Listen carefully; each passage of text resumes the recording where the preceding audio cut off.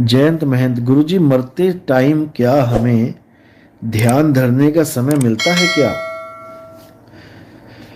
अच्छी तरह समझ लो जो बताऊंगा मैं, क्योंकि ये प्रैक्टिकल ज्ञान है, ये अनुभव ज्ञान है, ये सुनी सुनाई बातें नहीं है। मौत की जितनी स्पीड होती है, जितनी तेजी से मौत आती है, कई लोग सोचते हैं ना कि एकदम एक्सीडेंट हो गया, एकदम ट्रक चढ़ गया ऊपर, कितनी तेजी से, क्या इतनी तेजी से सूरत को खबर रहेगी कहां जाना है?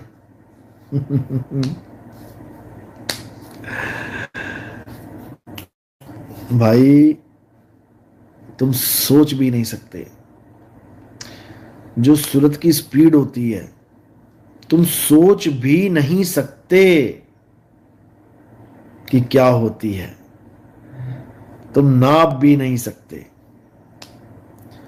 ये सूरत की इतनी तीव्र गति होती है, इतनी तीव्र गति होती है कि पूरे ब्रह्मांड को एक क्षण में, क्षण भी बहुत ज्यादा बोल दिया मैंने, एक माइक्रो सेकंड, नैनो सेकंड, क्या बोलें, छोटी से छोटी इकाई ये अनंत ब्रह्मांड को क्रॉस कर जाती है। इतना समझ लो। ट्रक तो बहुत दूर है, टकराएगा, तुम गिरोगे, उसके बाद तुम्हारे ऊपर चढ़ेगा, कुछ लिथड़े चिथड़े निकलेंगे। अरे भाई, बहुत बहुत बहुत देर हो गई इतने में तो।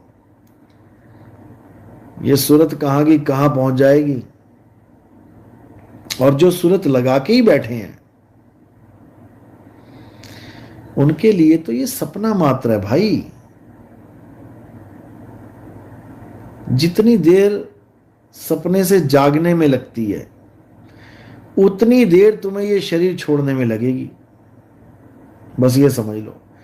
उधर से सपना खुला, वहां तुम्हारे शेर तुम्हारे ऊपर कूदा, और अभी तुम्हारी गर्दन भी उसके हाथ में नहीं आई, इतने में तुम अपने बिस्तर पे आ गए।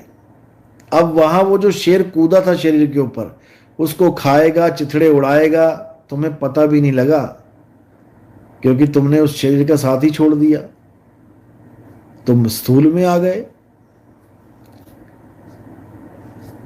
कई लोग मजाक उड़ा रहे हैं कि जब मैंने बोला कि ये शरीर लाइव छोड़ेंगे तो उन लोगों के होश उड़े पड़े हैं।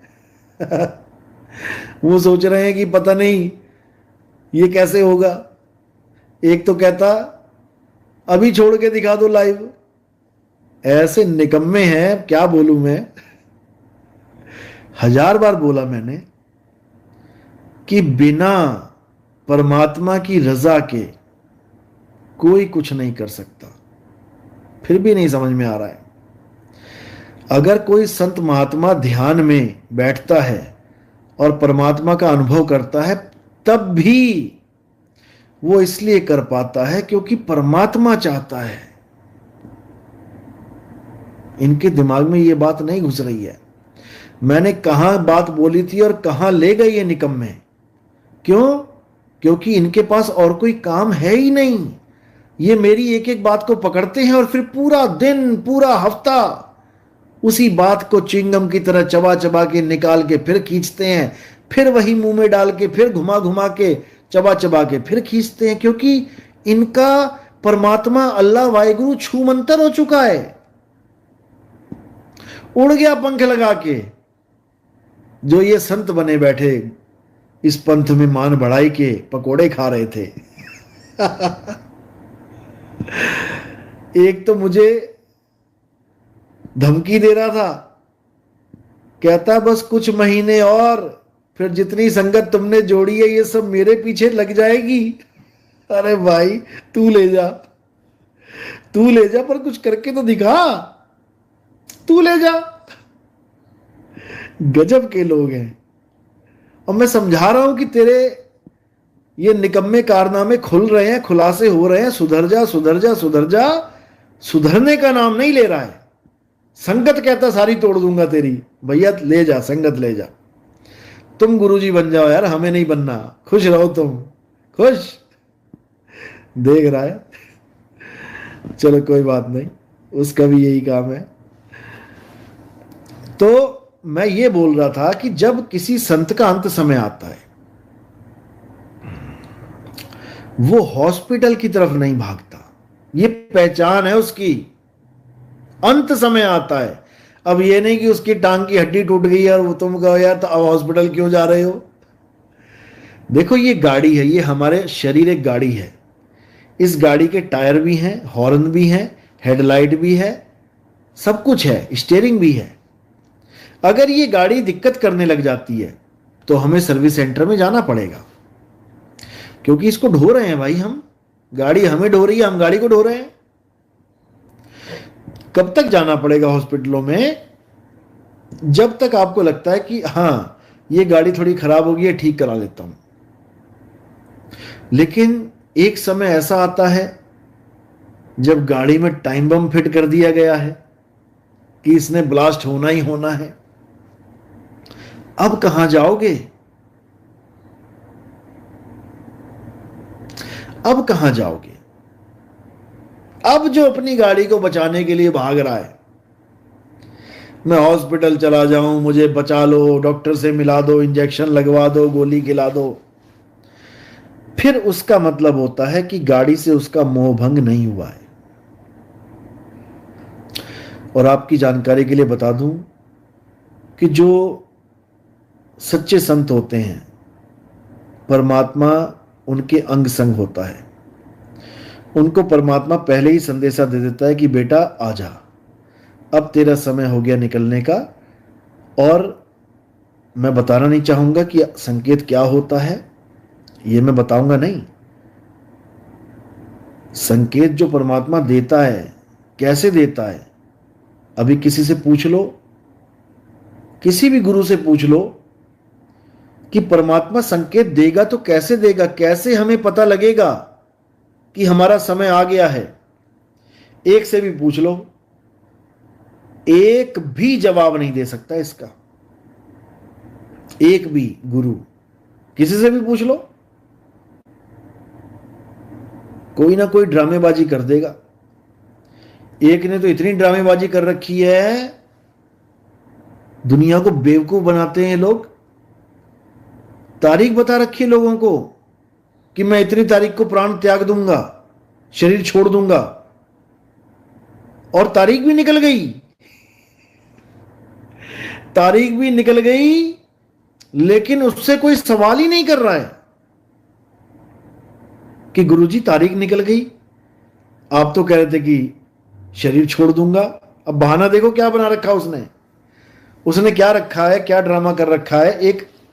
एक बहुत बड़ा मंदिर बना रखा उसने, बना रहा है, अभी भी चल रहा है काम। अब वो मंदिर इतना बड़ा बना दिया उसने कि उसका काम खत्म होने को ही नहीं आ रहा। वो मंदिर इतना बड़ा बना दिया कि उसका काम ही खत्म होने को नहीं आ रहा है। तो क्या बहाना लगा दिया उसने कि मैं तो केवल इसलिए रुका हुआ हूं, समय तो मेरा पूरा हो गया है, मैं केवल इसलिए रुका हुआ हूं कि इस मंदिर को पूरा करके, रिबन काट के तब यहां से जाऊंगा। बताओ। और संगत भी आराम से बैठी है, हाँ जी गुरु जी का समय तो पूरा हो गया है, अब तो बस मंदिर का उद्घाटन करना बाकी है, फिर चले जाएंगे। अरे भैया तेरी जगह तेरा लड़का कर लेगा, जिसको तूने बैठा दिया है आसन पे। संगत में तो तुझे कोई मिला नहीं जो ज्ञानी पंडित होए, सबको अपने बच्चे दिखाई दे रहे हैं ज्ञानी पंडित। ये वंशवाद का कीड़ा घुस गया दिमाग में। या तो बाप बन लो या गुरु बन लो बेशर्मो, या बाप बन लो, फिर गुरु बनने की जरूरत नहीं है। और जो गुरु बन गए तो बाप बनने की जरूरत नहीं है। कबीर साहब के नाम पे रोटियां तोड़ तोड़ के इन लोगों ने बेड़ा गर्क कर दिया है। तो अंत समय आता है तो सूरत जहां सारी उम्र होती है ऑटोमेटिकली वहीं जाती है। अगर तो दुनिया में भटकी है तब बेटा दुनिया में ही भागेगी। हॉस्पिटल ले जाओ, डिस्पेंसरी ले जाओ, फलाना ले जाओ, ढिकाना ले जाओ, उसके पास ले जाओ, इसके पास ले जाओ। और अगर सूरत गुरु के बताए स्थान पर टिकी हुई है, क्योंकि तुम रोज प्रैक्टिस कर रहे हो, भले तुम खुद से नहीं जा सकते वहां पर, लेकिन तुम कोशिश तो कर रहे हो, गुरु के बताए मार्ग पर चल तो रहे हो, तुम्हें पता भी है कि मैंने यहीं से निकलना है, रास्ता भी क्लियर है, सब कुछ बढ़िया है, ओके रिपोर्ट है, अब तुम हॉस्पिटल क्यों भागोगे? मेरा कहने का यह मतलब था। लेकिन इन निकम्मों ने बिना पूरी बात सुने, बिना पूरी बात समझे, समझते ये लोग तो कभी पलटवार ना करते यहां पर। लेकिन अब बुद्धि लाएं तो लाएं कहां से? काल भगवान ने जितनी दी थी उसमें भी वो घुस के बैठ गया। बड़ी मुश्किल से निकाला था काल भगवान इनके दिमाग से, अब वो तो ऐसी तारीख पे तारीख, तारीख पे तारीख ऐसा ही होता है। उत्तम दास, गुरुजी सार शब्द को सुमिरने की 3 विधि हैं। विवेक सागर ग्रंथ में लिखा है, परखो संतो शब्द को त्रिविध भेद विचार। नहीं नहीं नहीं भाई, ऐसा नहीं है, ऐसा नहीं है। कबीर साहब ने अपनी वाणियों में बहुत प्रकार से भक्ति के भेद बताए हैं, लेकिन वो याद रखना, वो इसलिए हैं क्योंकि काल भगवान के जो 12 पंथ हैं उनके लिए हैं ये। जो सच्चा भेद है, जो सच्चा ज्ञान है, वो तो एक ही है, उसमें 2 3 4 5 नहीं है, लेकिन 2 3 विधियां अलग अलग बता रखी हैं ताकि काल के जो दूत हैं वो अपनी बुद्धि के अनुसार चूज कर लें, चुन लेंगे उसको, और उसी को सत्य मान के पंथ चलाएंगे, और जब असली पंथ आएगा तो उन विधियों को गलत साबित कर देगा। यही फार्मूला है कबीर साहब का, यही फार्मूला है। ज्ञान उन्होंने इंगला पिंगला सुषमना का भी दे रखा है कबीर सागर में, ज्ञान उन्होंने श्वासा का भी दे रखा है, ज्ञान उन्होंने नाक पे ध्यान लगाने का भी दे रखा है, ज्ञान उन्होंने त्रिकुटी का, नाभि का, सबका दे रखा है, और ज्ञान उन्होंने अधर द्वीप का भी दे रखा है, विहंगम चाल का भी दे रखा है। अब जिस गुरु की जितनी बुद्धि है वो उतना ज्ञान कवर कर लेगा, और उसी को सत्य मान के, सत्य सिद्ध करके अपना पंथ चलाएगा। यही काल के दूत हैं। अब इन्हीं ज्ञान को, इन्हीं ज्ञान, जितने भी ज्ञान ये बोले जा रहे हैं, इनको काट के जो सही पंथ चलाएगा, जो सच्चा पंथ चलाएगा, वही परमात्मा का रूप है, वही परमात्मा का हंस है। बस इतना समझ लो, सब कुछ दे रखा है कबीर सागर में। अभी तो सत्संग मैंने 209 पे रोक दिए हैं। इसलिए रोके हैं क्योंकि ये जो निठल्ले, जो घर बैठे निठल्ले गुरु बने बैठे थे, जो ये निकल के बाहर आ गए। अभी और भी निकाल रहा हूं, गली गली में से निकालेंगे। निकलो, आ जाओ, आ जाओ बेटा, सुन लिया नितिन दास को, बहुत सुन लिया, आ जाओ, आ जाओ, तुम भी सार शब्द की मार्केट लगा लो, बेच लो तुम भी सार शब्द अपना। सबको बाहर निकालेंगे। जैसे युग जब पलटता है, देखो कब पलटता है युग, जब सारे राजा महाराजा एक आ जाएं, एक मैदान में आ जाएं। कृष्ण जी चाहते तो कितनों को तो घर बैठने देते कि चलो हम युद्ध कर रहे हैं, तुम घर बैठो। एक को भी नहीं बैठने दिया, सारे राजा महाराजा को इकट्ठा कर लिया, तू भी आ जा, तू भी आ जा, तू भी आ जा, तू भी आ जा। और फिर क्या किया? फिर बम लगा दिया बीच में, एक ही बार में स्वाहा, सारे मारे गए, और फिर युग पलट गया। इसी तरह नितिन दास भी सब बरसाती मेंढकों को बाहर निकाल रहा है। निकल बेटा, तू भी निकल, आजा, तू भी आजा, तू भी लगा ले सार शब्द की मंडी, तू क्यों घर बैठा है? सबको निकाल देगा बाहर। और उसके बाद क्या करेगा? उसके बाद वही करेंगे जो कृष्ण जी ने किया था, एक ही बार में सबकी बत्ती गुल। एक ही बार में निकलो तो सही, आओ तो सही। जितने गुरु हैं, गुरु घंटाल बैठे हुए हैं, सारे आने तो दो एक बार सबको मंच पे, उसके बाद देखना क्या होता है। चिंता मत करो, हर चीज प्री प्लान्ड है, परमात्मा ने सबको समझा रखा है, कब क्या करना है, कैसे करना है। विरोधी विरोध करते रहेंगे, ये तो होता ही आया है। जब तक विरोध ही नहीं होगा तब तक प्रगति कैसे होगी? बिल्कुल नहीं होगी। सड़क खुरदुरी है इसीलिए गाड़ी दौड़ रही है, चिकनी सड़क पे गाड़ी नहीं दौड़ेगी, वो तो वहीं टायर घूमता रह जाएगा तुम्हारा।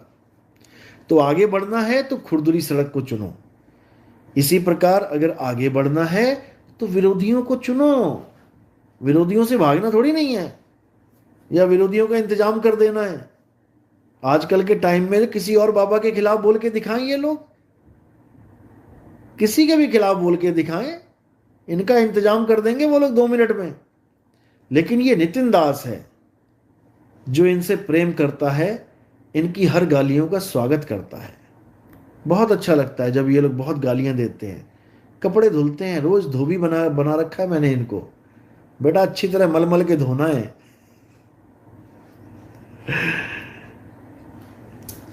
तो हमारे आश्रम में भी 2 धोबी थे जिन्होंने आश्रम का बेड़ा गर्क कर